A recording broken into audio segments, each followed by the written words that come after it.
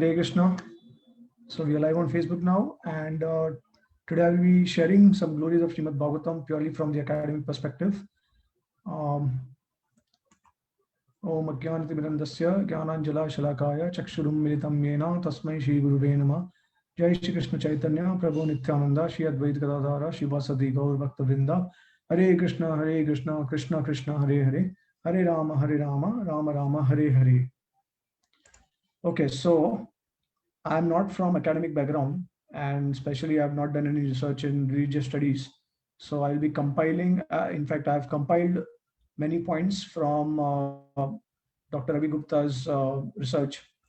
He's the head of department at religious studies at Uttar State University, and he's a very scholarly personality. So whatever points I've gathered, it's all from his work.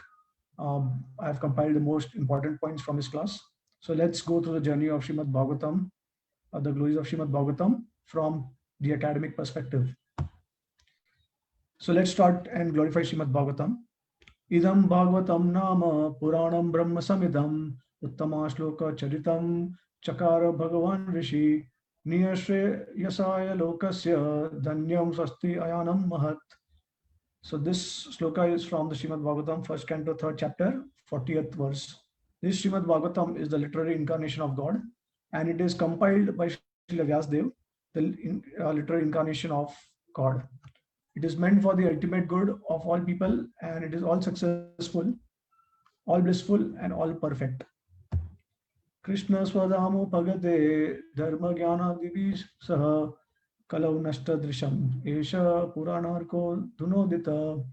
This Bhagavad Puran is as brilliant as the sun, and it has arisen just after the departure of Lord Krishna to his own abode, accompanied by religion, knowledge, etc. Persons who have lost their vision due to the dense darkness of ignorance in the age of Kali shall get light from this Purana, described in the first canto, third chapter, 43rd verse. Let's begin with the academic perspective. Srimad Bhagavatam is like PhD dissertation. None of the Puranas are like that. Apart from that, it is also very theologically coherent and consistent. Srimad Bhagavatam has very difficult Sanskrit. In learned circles, it is said that the test of one's hearing or learning is whether one can read and understand Srimad Bhagavatam. It also contains very difficult words that are sometimes not found in Sanskrit literature. That's why it has very difficult vocabulary also. It's very interesting. Merriam-Webster is the standard dictionary. So how does one define the meaning of the words? Generally, whenever we try to find out the meaning of a particular word, we refer to the dictionary, right? But here in this case, the dictionary has to also refer to something in order to derive the meaning. So what the dictionary does is it refers to the commentaries by the acharyas on the verses of Srimad Bhagavatam, and they check whether whichever particular word is appearing repeatedly and what is the meaning given by the acharyas or that particular word. So whichever word is repeated, and wherever there is repeated commentary by the acharyas and they give the same meaning, so that meaning is taken and it is put in the dictionary. So when we know that Merriam-Webster is actually the standard dictionary, but even Merriam-Webster also, it refers to the commentaries by the acharyas. So some words are found only in Srimad Bhagavatam in the commentary of acharyas. It is not even found in the dictionary as such. So due to this, even from non-secular perspective, one has to accept the parampara, because ultimately we have to take guidance, and we have to understand the meaning of the words of Shastra through the eyes of the acharyas. And that's why parampara is actually a must. So basically, in this process, we can clearly understand what is the importance of accepting a parampara. Without parampara, actually, there is no question of interpretation. So when we have a parampara, then multiple acharyas in that parampara will accept the definition of the word, and that's how it is actually passed on in a chain of disciplic succession. So the Bhagavatam uses words, has different meanings with reference to context also. And that's why the meaning of the words will keep changing. So again, we require the help of the acharyas in order to understand the meaning of a particular word. Bhagavatam uses Vedic Sanskrit apart from rare words. This is only found in Upanishads or used in Upanishads and not any other Shastra or by any other Acharya also. Now, in order to learn classical Sanskrit, generally takes 12 years. So to learn Vedic Sanskrit, one has to learn further for at least another 2 years. And Bhagavatam also uses a lot of archaic Vedic words. Like, for example, in the opening verse of the Srimad Bhagavatam, which is reference to the Gayatri, and it also ends with Satyam Param Dhimahi. So this Dhimahi is actually a Vedic word rather than classical word. So the classical word would be Dhyamahe. So this is actually the glory of Srimad Bhagavatam, that it is using a lot of Vedic words instead of classical words. So that's why it becomes very complicated also. So in spite of being complicated in terms of its language and the Bhagavatam, it's not just philosophically dense, but also linguistically complicated. In spite of this, in spite of all these, you know, qualities of Srimad Bhagavatam, it remains one of the finest piece of poetry the world has ever seen. So one scholar says that it still remains one of the most beautiful poem the world has ever seen. Bhagavatam uses wide variety of meters depending on the mood and context. So we'll see that there are so many meters with each and every sloka in the Srimad Bhagavatam. There are 18,000 verses in the Srimad Bhagavatam, and depending on the mood of the devotees who is narrating the glories of the devotees or of the Lord, because of their different moods, the meter will also change. So we generally find 2 meters in other shastras. Like, for example, the Bhagavad Gita, the very common and popular one, we know that Sarva Dharman Parityaja Mamekam Sharanam Raja Aham Tva Sarva Papebhyo Mokshayami Sarvamina Sucha. So this is a very common meter which consists of 32 syllables, or 16 words and 32 syllables. And it is the basic meter which is called Anustup meter, which is frequently used in different scriptures. But the Srimad Bhagavatam actually uses in a wide variety throughout its text. So Bhagavatam uses extraordinary meters which are not even found outside of it. So it's only found in Srimad Bhagavatam. Bhagavatam is also the most influential work in the entire India compared to any other work, whether it is art, dance, music, drama, culture. You'll see that metrical pattern changes whenever we go from one sloka to another sloka. It's not necessary that the meter is the same in the consecutive slokas, but the pattern keeps changing. As I said, that depending on the mood of the speaker, the pattern and the meter will also change. And that's why what happens is the layers of meanings are underneath the surface are lost. Since English translation cannot do justice with defining the meaning of the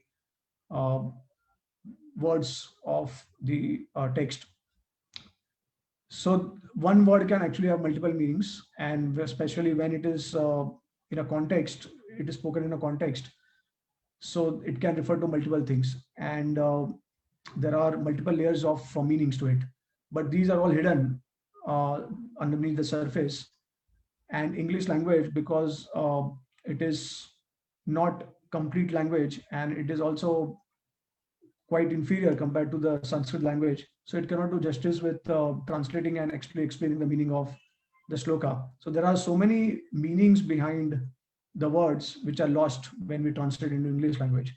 So then who reveals the meaning? The acharyas, the saintly devotees, they reveal the meaning of all these words.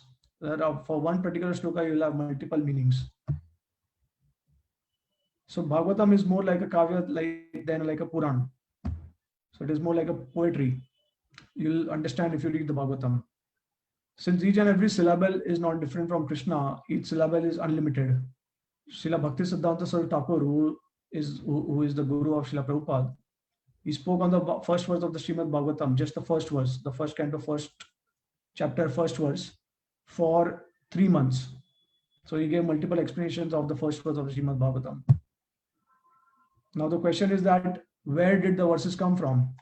Because during Srila Jiva Goswami's time, papers just started. So that means it must be copied.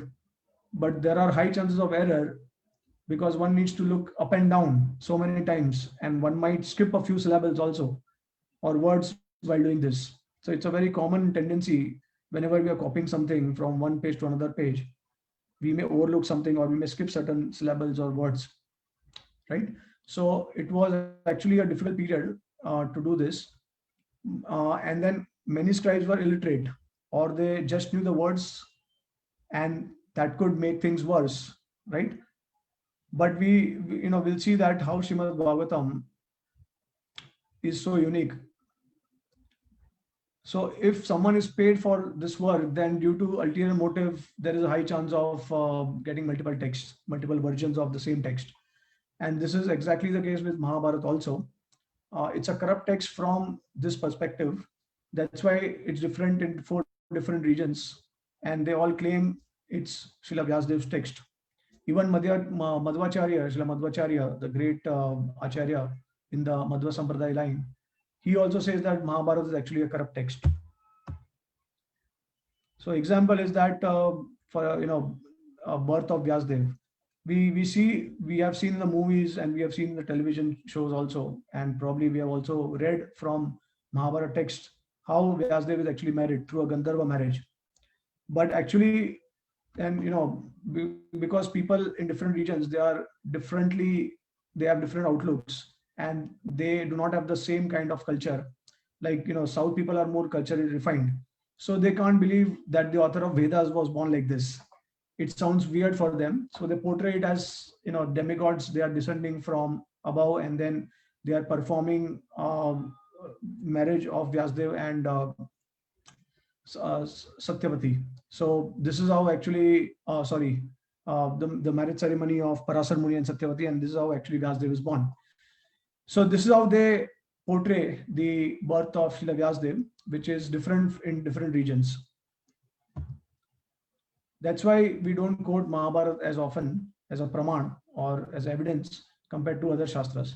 So in context to the Srimad Bhagavatam and Bhagavad Gita, they have a completely stable manuscript history. So in spite of there are chances of committing errors while copying from one page to another page and overlooking or skipping syllables, Bhagavad Gita, we'll see that if you read the Bhagavad Gita and if you compare with any other version of the Bhagavad Gita or the Srimad Bhagavatam, it will have a stable manuscript history. And the reason is that Srimad Bhagavatam right from the beginning has been treated as a very sacred text and dealt extremely carefully. So every word is actually hung on, and every syllable is so delicately composed that even if you try to insert or skip a syllable, then the verse wouldn't make sense at all. So this is actually the glory of Srimad Bhagavatam. That is why when there is a conflict between Mahabharata and Srimad Bhagavatam, we accept the Srimad Bhagavatam's authority. Bhagavatam also has prose writing rather than just meters. It is the most commented Purana than any other Puran or any other scripture. There are about 90 commentaries on the Srimad Bhagavatam. That's amazing. But vast majority we don't have available. We have 30 extant commentaries followed by Vishnu Puran, which has only 3. So the great Professor Narasimhachari, who was at Oxford University, was I think the head of the department of religious studies at Oxford. The late professor, he once commented that there is no book as wonderful as Srimad Bhagavatam, and it's so difficult to put in any category, whether it may be Shruti or Smriti. So it breaks apart all the categories of Kavya, Shruti, Smriti, etc. Bhagavad Puran is that Puran which completes the Shruti and complements it. So only things of the same nature can actually complete. So this is the unique glory of Srimad Bhagavatam from academics perspective. Now we'll continue with, in our second part, we'll continue with the glories of Srimad Bhagavatam from Shastric and spiritual perspective. Thank you. Hare Krishna.